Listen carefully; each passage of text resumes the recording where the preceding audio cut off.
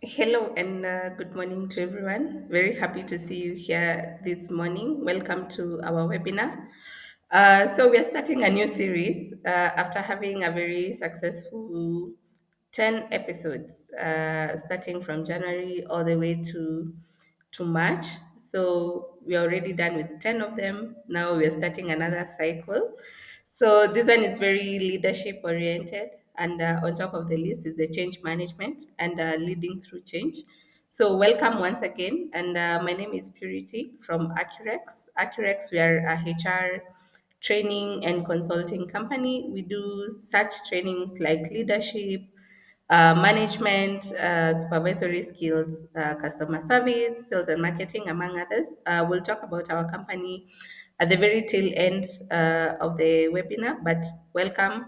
I will just start. The rest of the team are able to find us as we proceed in the interest of time. So how we've structured our webinars. So the first hour will be a presentation, which I'll happy to take you through. And then we'll have a Q&A session at the very tail end for about 15 minutes. So we've listened and to you based on the feedback you've given us. I think a lot of people were saying 1 hour is not enough. So we've expanded it just a bit to 1 hour 15 minutes, maximum 1 hour 30 minutes. We'll see how that goes before we can authoritatively say we'll be doing this for 1 hour or for 1 hour 30 minutes. So without much further ado, welcome to our webinar again. Thank you so much for joining. I know we have some patrons who are always here every Wednesday from 11 to noon. So let's see how this goes. I Let me get a thumbs up or a hands up just to know you're able to hear me. You're able to see our screens with the presentation, and then we proceed. Oh, awesome, Trufena. I only needed that to know that we have people that are listening and they're able to join us this morning.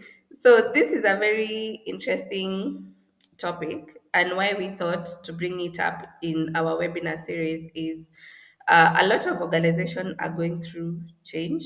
Some of this change is intentional, some of it is disruptive, some of it is also unplanned. So, what happens when we have to go through a change, and as part of leadership or as part of HR, are we ready to take our teams even through change itself? So, and that is what necessitated us to get into this topic of change management. So, from the top, I'd like us to start from uh, just hold on. Yes. So this is what we are going to cover for today. So we'll try to understand the dynamics of change. So how this change happens, what influences it, if effectively communicating about change. Because I know the biggest challenge around change is how we communicate it, how people perceive this information, and then overcoming resistance. So people are used to doing things their own way. So then you get to introduce this change. Then people are like, why should we not continue doing what we are already used to? Then leading the teams through the transition or the change, and then developing a change management plan. And then we'll see different frameworks that are available in the market, those ones that are easy to use, others are a bit complex. So with time, you're able to see how you are able to bring all of this to your organization. And then finally, sustaining change in a long term perspective. Because today we see a lot of disruptions, technology is really disrupting organizations, how we operate, even we think. So, how are we able to sustain that change in a more long term? So, from the top, I want us to start with a quote by Peter Drucker that says, "The greatest danger in terms of turbulence is not the turbulence, it is acting with yesterday's logic." So, why I thought this quote is very important is turbulence in this case is the change. So we cannot handle change with yesterday's thinking, with yesterday's reasoning. What might have worked for us maybe 2 years or 3 years ago when we went through a change will not necessarily work for us today if we are to go through the same change or even a different type of change. So, welcome to the webinar again. I want to ask a question. So, feel free either to raise your hand, give me your feedback, or even put it on the chat box. I'm happy to just engage you. So, the question is, think back to the most significant change you've ever experienced in your career, good or bad, you know. So, what made it memorable? Was it the clarity of the leadership of that decision? Was it the chaos, the emotions, or the results? So, I'll just take a quick break for a few seconds and then let's see what kind of feedback I'm able to get. So you made this career change. Other one, it was good. For others, maybe not so good. So, but was it memorable? Was that change memorable? So you can answer maybe just a yes or a no.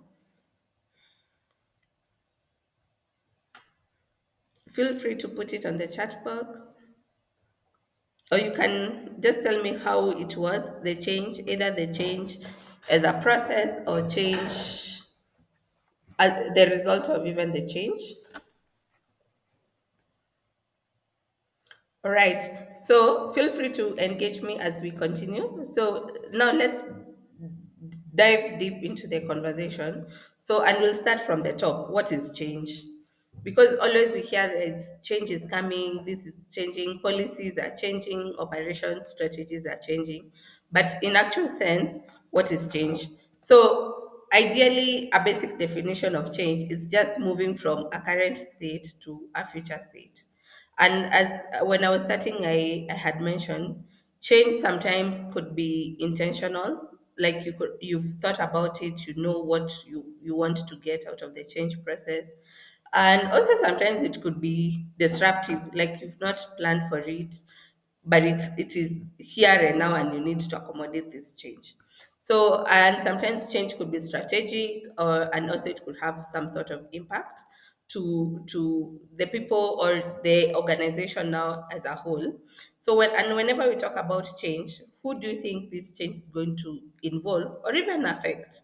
So on top of the list is the people, because remember we are working in organizations, but these organizations are only as successful as the people who work in these organizations. So this change might affect their behavior, their mindsets, how leadership is even conceived in this organization.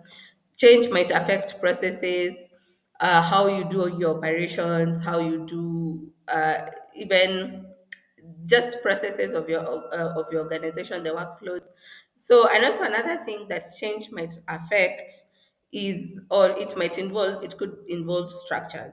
So either how you've structured the organization, either in departments or in terms of governance or reporting lines.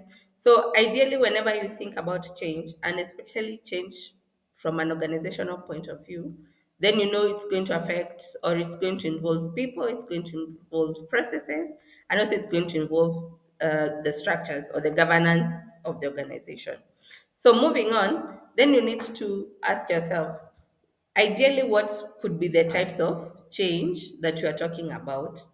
Because as I've mentioned, change, sometimes we plan for it, sometimes we don't plan for it.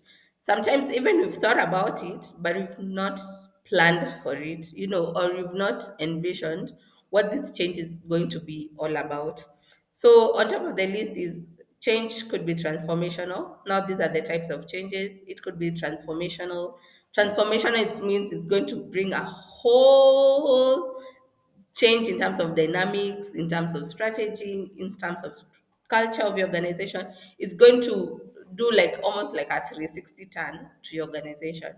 Then another type of change is incremental. So, for example, it could be, say, processing 5,000 liters of oil, then you need to move to 10,000. So, you see, there's a change. So, as much as maybe system processes might remain the same, but the fact that you're going to increase, then it means either you need now to automate some processes, you need more people to come and work to be able to accommodate that change. Then another type of change is developmental. So this one is where you need to increase or you need to grow people. in terms of their skills, in terms of their skill sets, or their capacity to do their work or their competency. So this one you might find like you're doing a lot of training, a lot of experimental learning in your organizations. Then there's another one that is called remedial. Remedial is almost like a bandage, like already the damage has been done. So then what can we do to either make sure that the damage that has already been done does not continue making more damage? So it's more like a corrective kind of action that it could be from anything. It could be either a bad decision was made in the business, or the business is not performing the way it's supposed to be. Then you quickly want to go back and ask yourself, then what can we do to accommodate this bad decision from a corrective point of stand of view? Then finally is the planned versus unplanned. And I think with a lot of organizations, and you'll also agree with me, a lot of changes that majority of time happens is one that we've not planned for. So you remember like the case of COVID, we never thought in the world like COVID will ever impact us. But then quickly it became a worldwide pandemic. People are now forced to work from home. Then people are reducing social distance. Then you're wondering, how can we operate? Yet we've only operated from an office kind of setting. Then quickly, after going through the entire change process, then you're like, kumbe people can work from home. Oh, kumbe we don't need such a big office space to work or operate in. So it could be that from an unplanned perspective. But imagine like you need to merge with another organization. That's not a decision you wake up and make. So that is something you really need to talk about. You need to talk to strategic decision makers in your organization. So depending on your organization and also maybe what you're going through at this particular point in time, then you could say, then I think this is the type of change that you are going through as an organization. So now that you've gotten to understand what is change, let's now shift gears to what is change management. Because now that you know that change is there, so then how do you manage it, whether it's planned or unplanned, intentional, remedial, incremental? So how do we manage this change as and when it comes up, so change management from a definition point of view is a very structured or a very planned approach where leaders of an organization that say, okay, this is what you're going through, but you are going to start from point A to point B. And to be able to get to point B, this is what is going to change, or this is what is going to be impacted. So and whenever you think about change management, it's not about controlling people or enforcing your decision onto people. It's just about helping them to realize, okay, this is the reality one we've been living in. However, this is going to be a reality either in 2 months, 3 months, 1 year, 2 years. So, and that is what is change management, just being able to transition people through that episode or that season that change is going to happen. So, and it's important to note change is not a 1 day process. So, look here, like I think sometime last year, AI became very disruptive, even the way we work, how we think. So you see, with AI, as much as it quickly became public, or people are using ChatGPT, or people are using Copilot, and all of this, but how do you manage that transition? Like, so for example, I'm thinking our new generation are so lucky. Those of us who went to university a bit earlier in life, you're like, we had to go to libraries, read through books, read through journals. But today, I want to assume those people in the university are having it pretty easy, because at a click of a button, you have all the information that you need, and even more than even that you were requesting. But you see, for example, like the change around AI and its disruption, it needs learning, it needs unlearning, it needs a bit of control as well. So, and that is what change management as a process you need to think about. So, why does change management matter? Why is it important?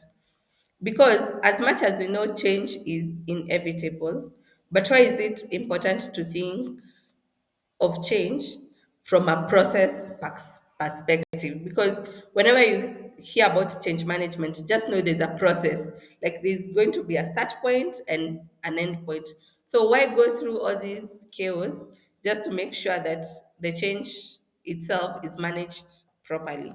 So number one, or it's important to note that if change is not managed correctly, it's going to lead to confusion, it's going to lead to distrust, it's going to lead to disengagement. Some people are not able to go through not very well managed change. So some people will be like, hey, let me leave you with your chaos and let me go get another job that has a bit of stability. So that's where the turnover will come in.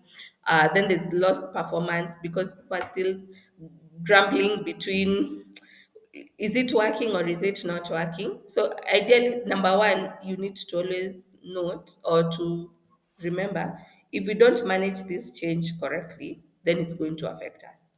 Then, with effective change management, what it does to organizations, it's you're able to communicate the vision clearly. So why are we changing? So then you're able to answer that question with a lot of clarity in it. Then it will minimize disruptions because as I've mentioned, with change it brings a bit of uncertainty. There's a bit of confusion. So once you're able to manage the change correctly, then you reduce these disruptions. Then you're able to sustain new behavior or cultures of organization. Then you say, okay, this is how we've been doing things. However, moving on, we need to adopt to this new way of life for our organization. I think that also addresses the last point, protects culture while it is evolving. So I'll want to engage you once again on this question. In your experience, either as a manager, supervisor, as a leader, as a HR, so what is harder, designing the change or getting people to embrace it? So this is an open question. You can put it on the chat box or you can unmute yourself and engage me for a few minutes and then we proceed. So first I'll go back to my original question where I asked, when you went through a change, how was it? So Barbara said it was memorable. Washington said it was memorable as it came with pointers of learning from the clarity of leadership, communication, and emotional attachment. So now this is a new question to the floor. So based on your experience, which is harder? Is it designing the change or getting people to embrace the change? Barbara, I see your hand is up. Please unmute yourself and give us an opinion.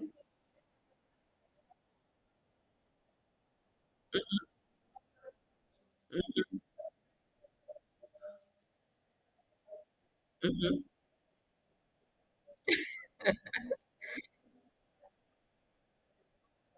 Okay, so you think designing is much easy when it's on paper or it's as a thought process, but implementing it then becomes harder. Eh? So I see a few people giving us feedback. So for Leila, she's saying it is getting the people to embrace it for sure. Mohammed, getting people to embrace the change is the harder part. Wycliffe, I don't know if this is applying to anyone. Am I breaking? Is my internet off?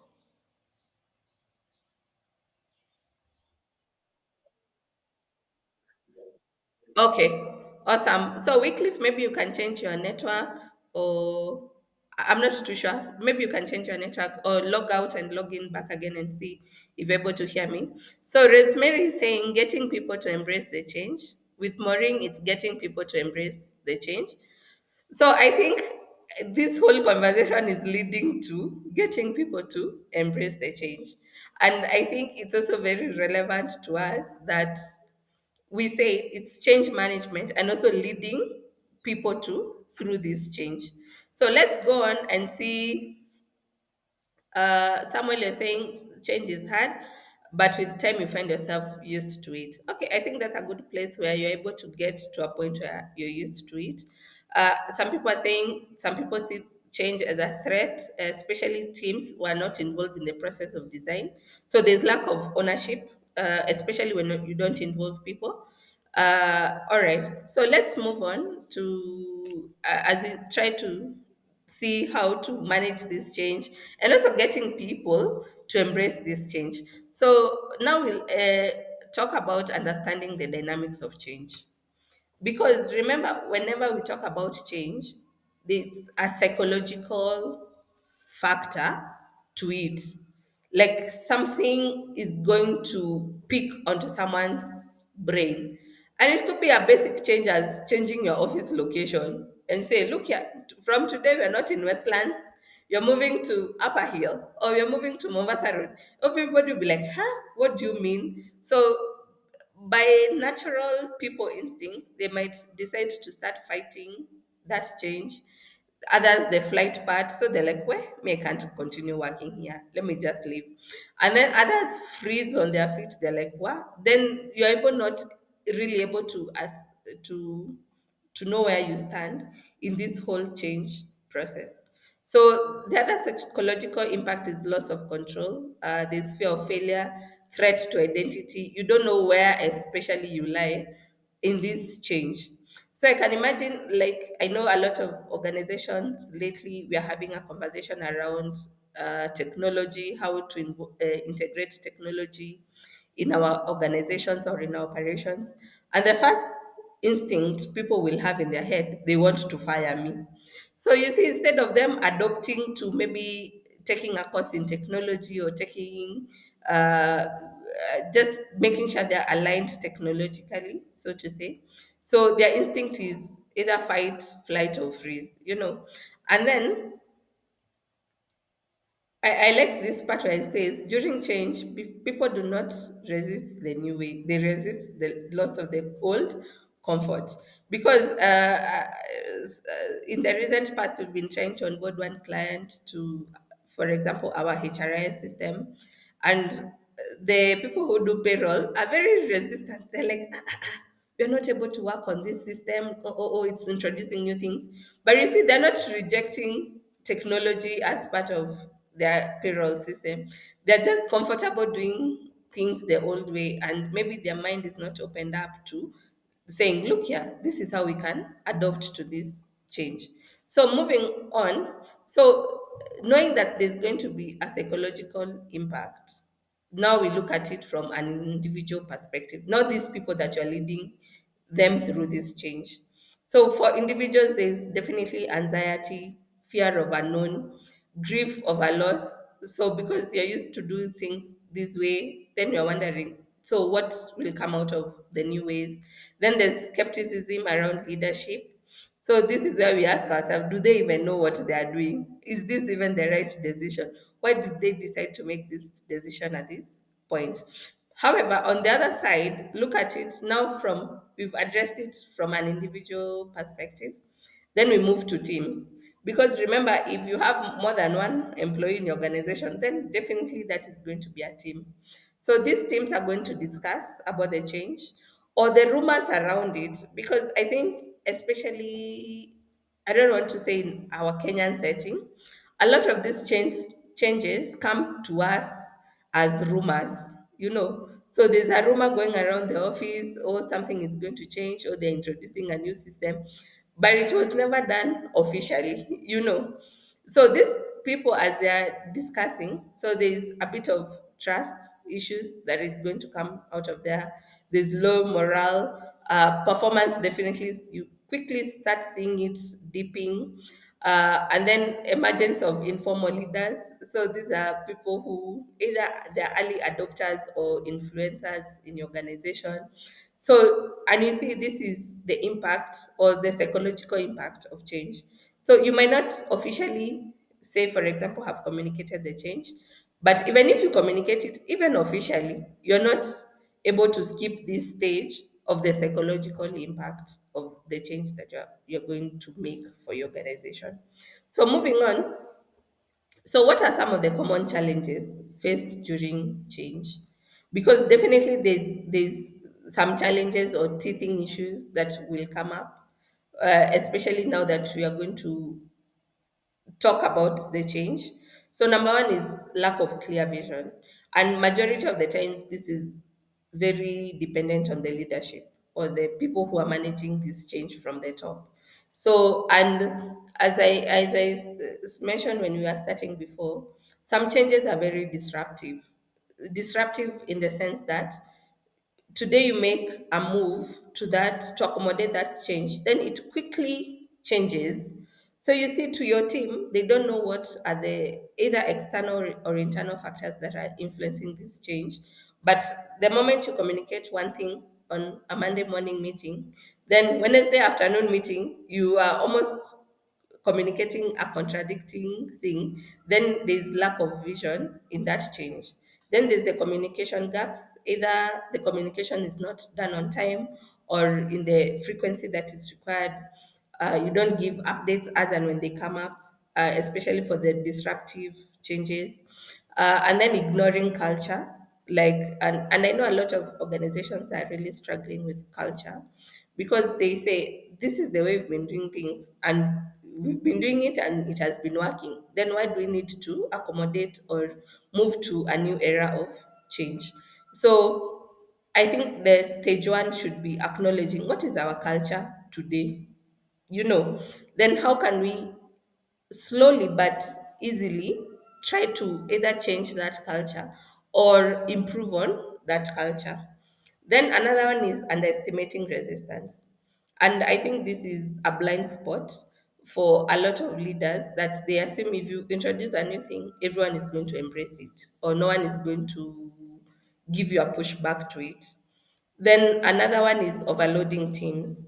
So and this you'll notice, especially when organizations are going through a change process, it looks like there's a lot of work all of a sudden. So you see this a lot of work, then this has to be done on top of your daily operations, your daily KPIs. So then your teams quickly become overwhelmed. And then failure to equip leaders, and these especially are the mid-level kind of leaders. So because a lot of change is done or thought through at strategic, at executive level, so your supervisors or your mid-level managers receive this information with the rest of the employees. But you see, for to the rest of the employees, they are the first line of defense. So what happens when also your supervisors also don't have the full information? So you see, it's going to create a bit of anxiety, a bit of confusion. You'll not get the buy-in, especially from your mid-level managers. So these are some of the challenges. So how do we work through these challenges or work around these challenges? So number one is communication. So and as I mentioned before, communication is very paramount or very important through a change management process. And you cannot, one, change cannot happen in darkness. At some point, some information will leak to the people. And I'm praying and hoping that by the time it leaks, it's actually like a formal communication. So the best way to manage change is figuring out how can we best communicate to our team, one, in a way that they understand, in a way that they're able to relate. Because also remember, through a change management process, you want to get ownership. All right. So, and this cannot happen when in silence or when you're talking with half truths or the purpose, the intent of the change is not clear. There's no honesty around it. So, you need to be able to communicate, especially the change part, with purpose, with precision, and also with heart. With heart is where we talk about emotional intelligence. If you are to be put in their shoes, how would you also want this communication to get to you, or how would you want to be handled in such a case? So these are the five C's to consider when communicating change to your teams. So number one is clear. Make your communication as clear as possible. Avoid jargons, avoid uh, analytics. Just make it as basic and as clear as possible to your team. Uh, the other one is consistency. What manager A is saying, and manager B is saying needs to be the same. So you cannot, for example, I know a lot of organizations have maybe the executive team, maybe it's made up of 5 people or 7 people. All these 7 people need to be saying the same thing. Because the moment one of the 7 says even slightly different thing, someone is bound to pick it up. And then you see now that becomes the half truths. Oh, they're not telling us the truth, they're not telling us the full information, and all of that. Number 3, it needs to be credible. What you're sharing, you need to have already verified it. As much as some changes are very disruptive, that I've already mentioned, and some change impact on change is not really open to us, or you are not really 100% to anticipate the pushback that you're going to get or the impact it's going to get. But from the get-go, you need to be very credible. Like, look here, this is what you're going through. This is going to be the impact. These are the anticipated challenges. And feel free to come to my office to verify this information. And then number 4 is compelling. So, as much as you have these facts and figures of why we need to do the change and do the change now, you also need to connect to that part emotionally to people. So, because assume, for example, you're introducing robotics. I see a few companies in Kenya now started introducing robots as part of their operations. So, how would you communicate this change to maybe a process operator? That ideally it's them who are lifting those boxes or lifting those crates. But now you're like, starting from next year, June, we are going to introduce robots. So in the process of introducing robots, we'll want to expose you to a course either of robotics engineering or robotics operations. So you see, you need to be able to connect with these people emotionally, and that's where the emotional intelligence will come in. Then there's conversation. These Communicating about change cannot be a one way communication path. You need to be able to sit down and communicate and have a conversation. So tell them, for example, this is what we are thinking about. What are you thinking, or what do you anticipate will be the challenges? But I see a lot of this communication for changes will happen in a town hall, and town halls are very structured. So the director comes, gives an update. So this is what you're going to do. So there's not even room to ask questions. So, but you need to ask yourself, as and when you're communicating this change, do we have an opportunity to give the employees or our teams an opportunity to ask us questions or even poke holes. So I know the last webinar we did on, I think it was strategic decision making. Was it strategic decision making? The last one after that, we were saying you need to have people in your teams that are able to poke holes into your decisions or your thought processes.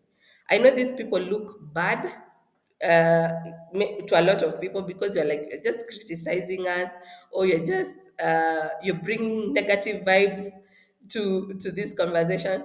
But yet these are the right people because you're able to see what you had not seen when you're thinking it through. So what are some of the critical questions that you might want to ask when or that you need to address when communicating for change? So number one is, what is changing? What is changing? Why are we changing? Yes, I know technology is good, but why are we adopting it now or 1 year from now? So this change, who is it going to affect? So yes, it might affect purity in operations, but it will not affect Stephen in accounting, for example. So what is going to stay the same, and also what is not going to stay the same? Because the moment you address what is going to stay the same, then you're able to show them a bit of stability. There's a few things that are going to remain normal to them.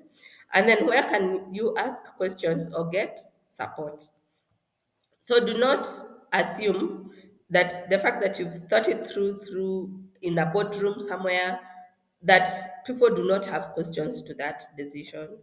So they need also, you need at the end of the communication, I'm imagining, you need to tell them, my doors are open, feel free to come ask questions. I'm happy to give clarity on that matter. I'm happy to explore other ideas that you might have, just to make sure that you've left that door open, that people can easily come in and ask questions. So here I'm going to give you another example of a good and a bad change communication. Then we can brainstorm about it a bit. So this is so I've given two examples: a good change communication and a bad change communication. So the first one is, which is a bad one, effective immediately. The system will be deployed. Training details will follow. We expect all employees to adapt accordingly. So assume this has been talked to you or communicated to you in a town hall. So my initial thoughts, this is very cold. There's no emotion around it. It's very authoritative. It's also not very clear because like training details will follow. At what point will they follow? Is it after 1 day, after 2 weeks? Is it even after that the new system has been deployed? So there's no vision, there's no empathy, there's no support. Because also remember when we were talking about who it's going to affect. So this system, who is it going to affect? Is it people in operations? Is it people in accounting? Is it the customer service team? And all of that. So the other good example, in my opinion, is will we are evolving. So I'm assuming this is the director communicating, maybe still in the same town hall, so we are evolving to serve our clients better by adopting a new system that will make our work faster and easier. We know change can feel overwhelming. That's why we are offering full training, personal support, and an open door policy for your questions. Together, we'll master this shift and grow together and grow stronger. So you see, I'm thinking this communication, the second one, has ticked different things for me. So number one is purpose. So there's a clear purpose, there's the acknowledging of emotions. Like I know this is going to be overwhelming, there's personal support going to be there. So the provision of support and also building collaboratively, where you say we have an open door policy for your questions. So now to the flow. What do you think of these two communications? Which is easier to do in your organization?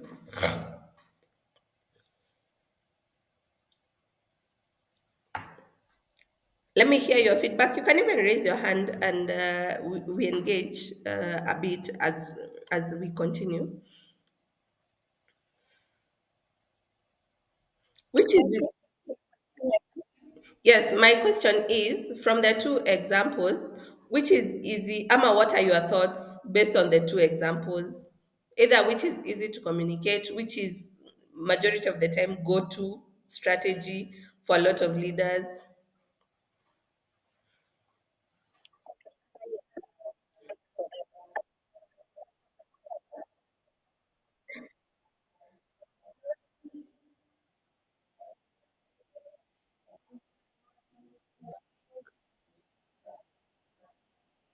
Mhm.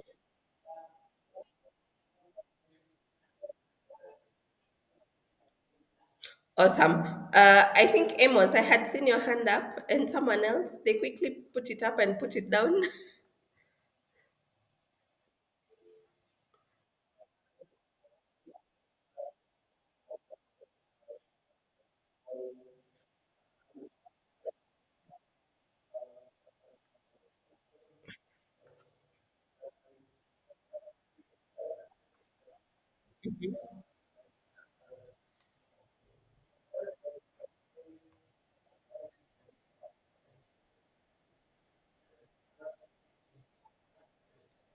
Mhm.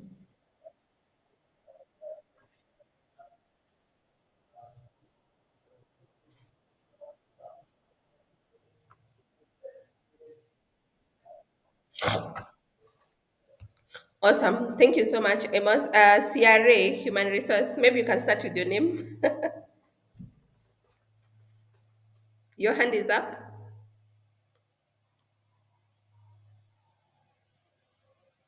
All right, maybe you can move to the chat box. It's saying, Samuel, change is hard, but worth the time you find yourself used to it. I think that was from an earlier question. Uh, so, Washington, change is hard at first, messy in the middle, but gorgeous in the end. I like that.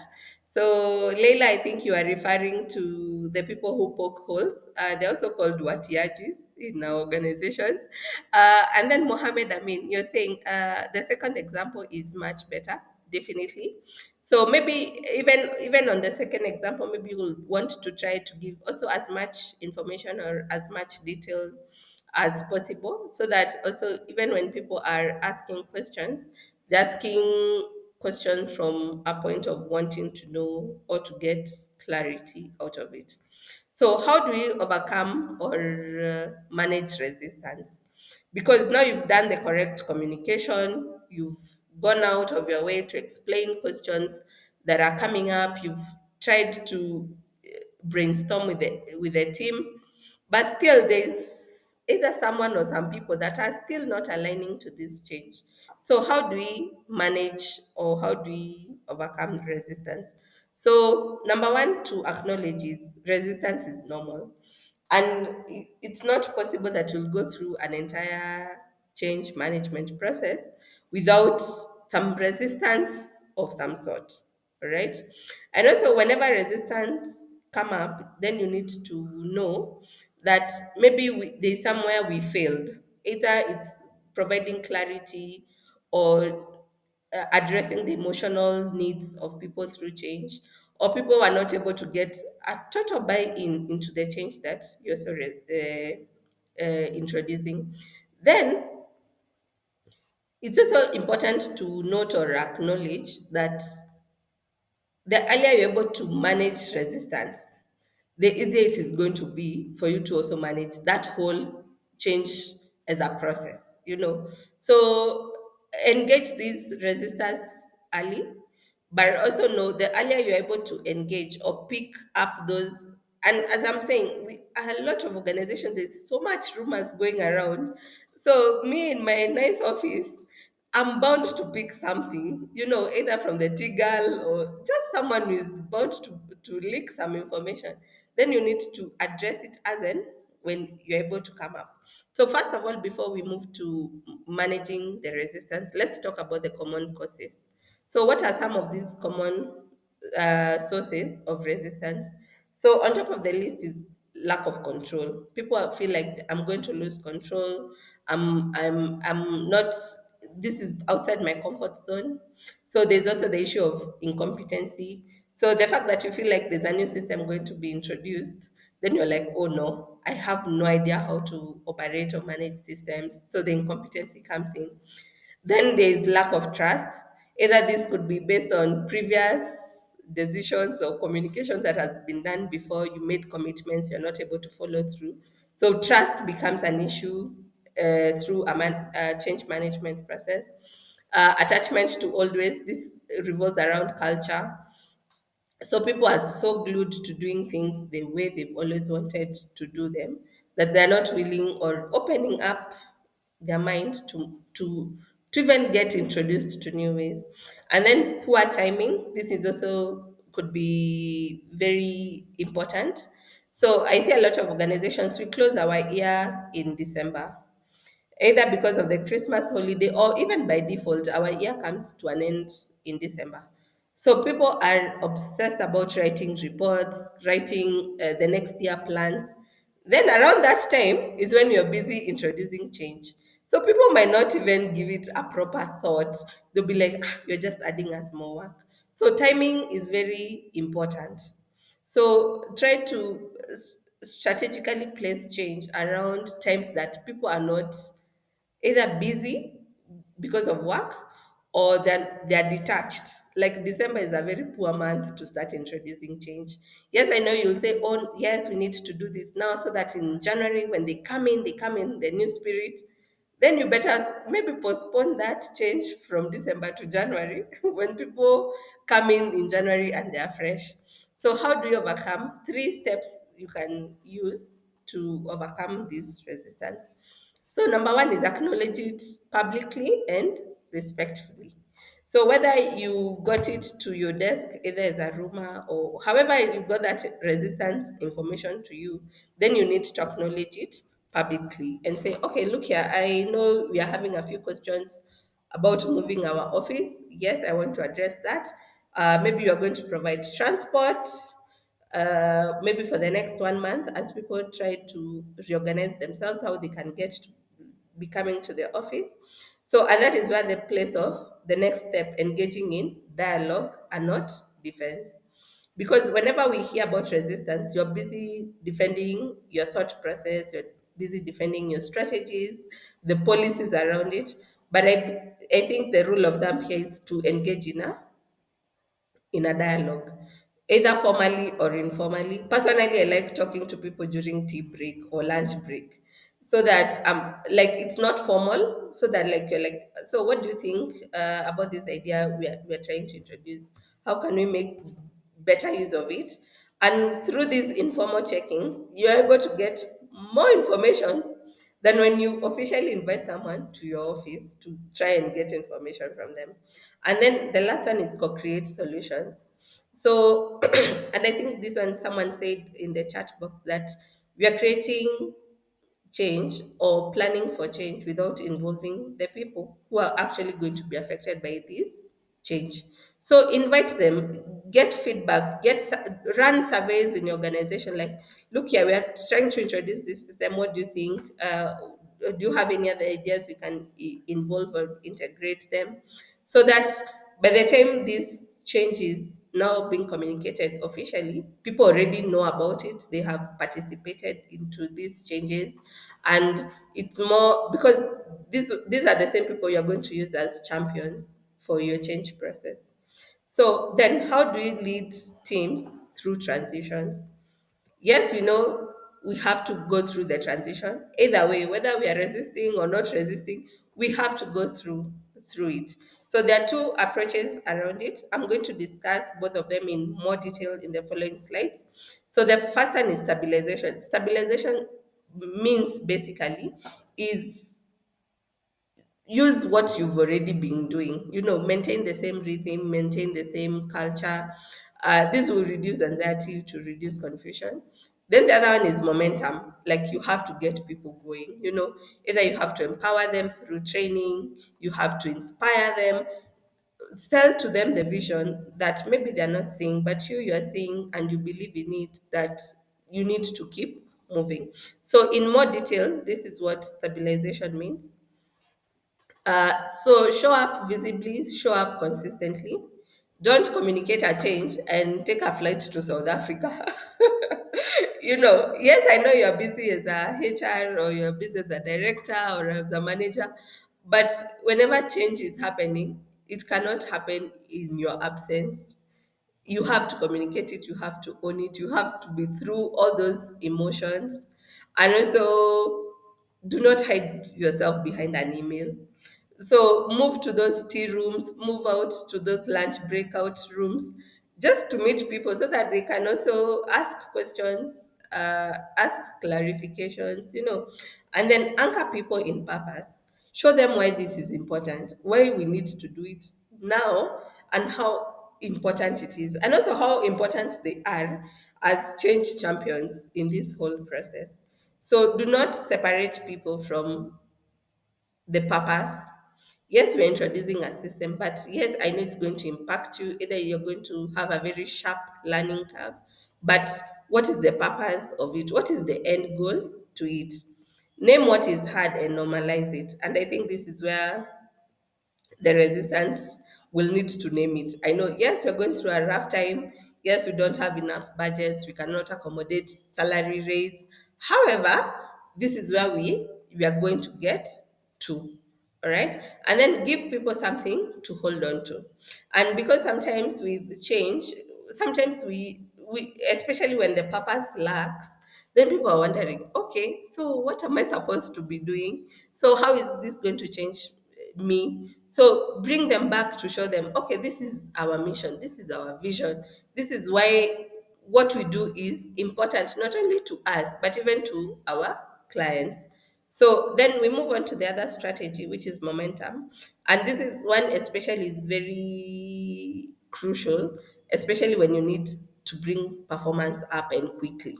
Because things are changing very quickly, very fast. So you also need early adopters, and also you need to celebrate wins. So early adopters are those people who you introduce a concept, they may not necessarily even be your managers or your supervisors.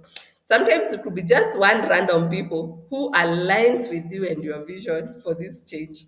So you see, these are the early adopters. So you need to quickly give them a spotlight or a place to shine. You need to also quickly acknowledge them, like, oh, Purity, you're doing very well with the change. I can see you're pushing the team to adopt to this new system. So you see, these are early adopters, and these are the people who also make your change process a bit easier than the people who are resisting. So the other one is delegate authority, not just tasks. So as much as when you're going through a change process, we need to say, Purity, you're in charge of learning. Stephanie, you're in charge of system flows. So and so, you're in charge of recording the change processes. So as much as we're giving out the work to these people, then you need also to give them authority. And giving them authority basically means, yes, something a decision might need to be made. So instead of coming to me, you just make it with the confidence. I've given you 100% autonomy or authority to do what pertains to managing that change. And then reset goals in light of change. And this one is very important. And I know sometimes we fall victim to this. We set our KPIs in January. I know a lot of organizations do that.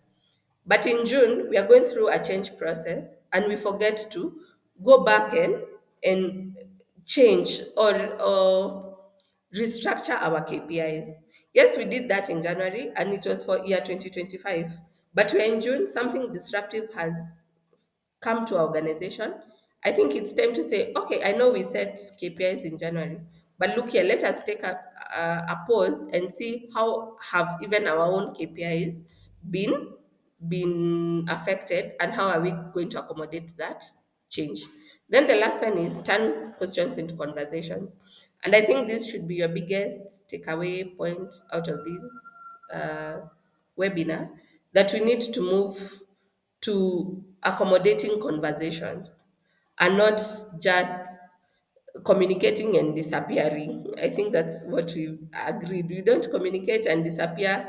We only see you in emails, but we don't see you on the floor and all of that. So, how do you develop a change management plan? So, we've done all of this. We've communicated, we've known this is the approach you're going to do.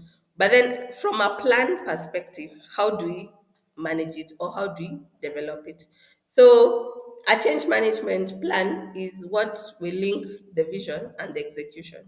So, you have this big idea, but you need to now implement it. So you need to get people owning up systems, processes. You need to get people moving. You need now to reduce the noise or the resistance. You need now to start creating clarity and not confusion. People need to stop getting frustrated with the change as a process. So ideally, a change management plan will come in like 7 stages or 7 steps. I'll go through them. So number one is define the change clearly. So you need to actually know what you're doing or what change is going to happen. And then identify and segment stakeholders. The fact that you know different people are going to play different roles in this change, you need to identify who does what and who will not be doing what, and then inform them, empower them. This is the place of training. This is the place of reassurance that, okay, this is going to change, but this is not, this is the extent of the change that is coming to you. Then craft a compelling change narrative. That's where the communication would come in. So it's time to start talking to different people, giving them information also based on their level. So, for senior managers, Nerea, I think you need to mute. Nerea, please mute. Thank you. So this is where we need to communicate to different people and also give them relevant information based also on their level of of not commitment, their level of involvement into this decision. Then build the change team. So here we have the influencers, we have the champions, we have the early adopters, we have the middle managers. So this is the time to know these are my team that are going to fast track this change that is happening.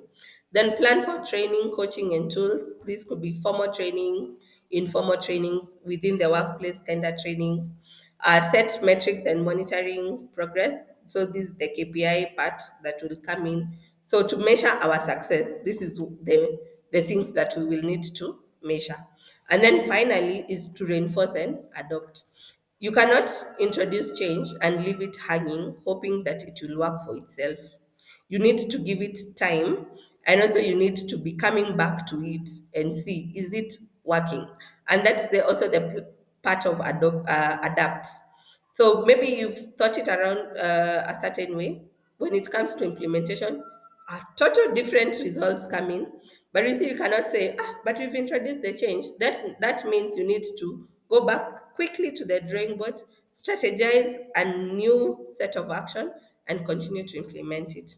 So, what are some of the mistakes that we can avoid when we are implementing a change management plan?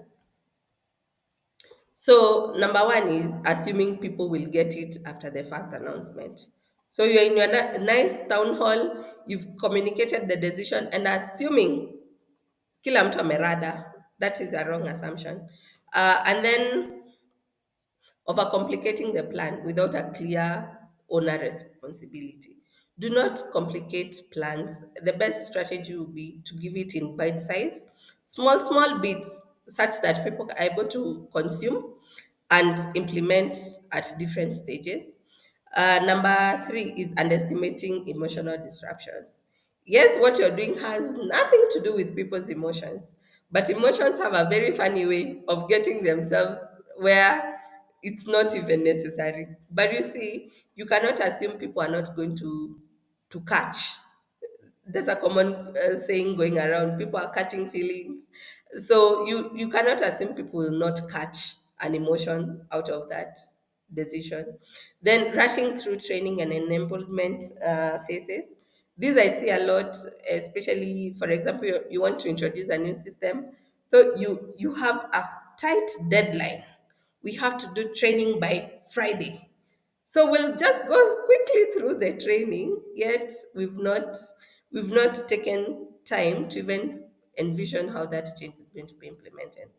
And then finally is failing to celebrate early adopters and the small wins. As much as the change is this big, so even if you win 1% of it, you need to celebrate it. So now we're almost at the very tail end of our webinar this morning. So I want to go through three different tools you can use or see if they can work in your organization that are very popular also in the market of managing change. So number one is Kotter's 8-step change model. I think this one pretty much everyone has come across it. Where number one, you create an agency. Do we need to make this change, and why do we need to make it happen now? Then the other one is perform a powerful coalition. So this is with the change champions, early adopters, just making sure you come together with them and see how you're able to implement the change. Create a vision for change. That becomes step number two. So ask yourself, how do I foresee a future? Then you start creating around it. Then step number four will be communicating the vision. So you communicate with clarity, with emotion, uh, and then you quickly move to step number five, where you empower others to act on the vision. So this is where now you give the power to the people. Okay, this is the change that we want to make. However, this is how you can do it or you can implement it. And then generate short term wins. And I think the most important lesson also to pick from this webinar is to celebrate wins, regardless of how small or how fast they happen in organization. And then consolidate gains as step number 7 and drive more change. Then finally, anchor changes in the culture. So, and this is an important point to note that we are not able to go through a change process and our culture remains the same. Our culture will be affected at some point or the other. So, an important point to note here is a lot of organization will stall at step number 6 or step number 5 and step number 6. So you see, you go to a conversation knowing we might, if you decide to use this method, you know, tukifika stage 5 na 6 there might be potentially a problem. And then real leaders shows in how you sustain and scale wins. So even before you start, you need to ask yourself, how are we going to know when we win, and how can we be able to scale? To scale is to make it go up. How can we scale it up? Then the other model is ADKAR model. So ADKAR is an acronym that will stand for A for awareness, desire, knowledge, ability, and reinforcement. So this is just a step by step also. So you start by creating awareness for the need of change, the desire to support and participate in the change, acknowledge how to change, the second last one is the ability to implement acquired skills and behaviors and reinforcement to sustain the changes. So, if we are going to use this model, this is not a very technical model. So, but however, this you might not, it might not really work for big changes. So the first one, the quarters 8 step, ideally is best, especially if you're going through a big change process. But this one, if you just want to go through a small, easy change, you can use this method. Important points to note is you can not force change. So you build it by moving people stage by stage. So after you create awareness, then you move to the desire. Then so it's a very it's short, but it's step by step. And then diagnose when individuals get stuck and intervene specifically at that stage. So this is the fact that it's not very thematical, like it's not very strict. Then you and also it will only work for very small kind of changes. Then you're able to know where are we getting stuck. Then you reinforce at that particular stage. Then finally, the last step is Lewin's change model. This one I really like because it's easy steps, only 3 of them. So the first one is unfreeze. Unfreeze means, yes, I know we've been working like this. However, we need to let loose. So you prepare people for change, you tell them something good is coming, which might affect the way we've been doing things or running things here. Then, two, you now introduce the change at that point. So you introduce new behaviors, new tools, and all of that. Then, after that, you freeze. Freeze is say, okay, now this is our new normal. So we are going to stop at this point. So an important point to note at this point, a lot of companies skip or even forget to freeze. So they always remain on the change stage other than saying, okay, we've achieved the change. Now it's time to stop or pause. So rituals, rewards, and leadership reinforcement must anchor the change. So you need to be able to create a culture, so what we call rituals of an organization and all of that, and know how are we going to reward them, and also how to reinforce these habits. So finally, now on our webinar presentation is sustaining long-term change. So we've done all of these things, we've communicated, we've incorporated, we have the buy-in, we've acknowledged, we have celebrated wins. So how are we going to sustain it? So there are 3 ways you need to think about whenever you think about sustenance of change is the cultural bit, because the culture you need to sustain it to make sure that this change is impactful. The culture part needs to be sustained. Then two is the operational. What are these new changes we've introduced in terms of our operation? What structures, what system have we introduced? Are they working? Because now they are working at this point, then we need to sustain them to continue working at that very point. Then finally is the personnel or the people. Now that they've believed in change, they've owned it, our emotions are back to normal. then are we able to maintain it at that particular time? So, what are some of the indicators that will let you know or make you know that change has happened and change is sticking with you? So, number one is language. How are people talking? So, people are no longer talking. 5 years ago, we were doing, people will be like, in this company, we do. So, that now that the language has also taken a shift. Then the other one is behavior. How are people behaving? Are they consistent with the change that you've already introduced? There's the process ownership. Are people owning processes? Are people owning even decisions? Because with process ownership, it includes even decisions. So it starts being manager X said we do this. We'll be like, no, no, no, no, we are doing this, and this is why it is important for us to do. Then the emotional buy-in, people's emotions are settled, people are not busy looking out for new jobs or opportunities. And also the resilience. People know this is our future and we're going to work very hard at it. So that marks the end of our webinar this morning. I'll want to close with a quote that says, leadership is no longer about managing what is known. It is navigating through the unknown with clarity, courage, and compassion. So, thank you so much for joining our webinar this morning. I'm happy to take a few questions just before we close this webinar this morning. Feel free to either raise your hand, I'll give you an opportunity to talk to us, ask your question, we'll brainstorm with the other professionals in the call as well, just to make sure we're able to give you the correct answer.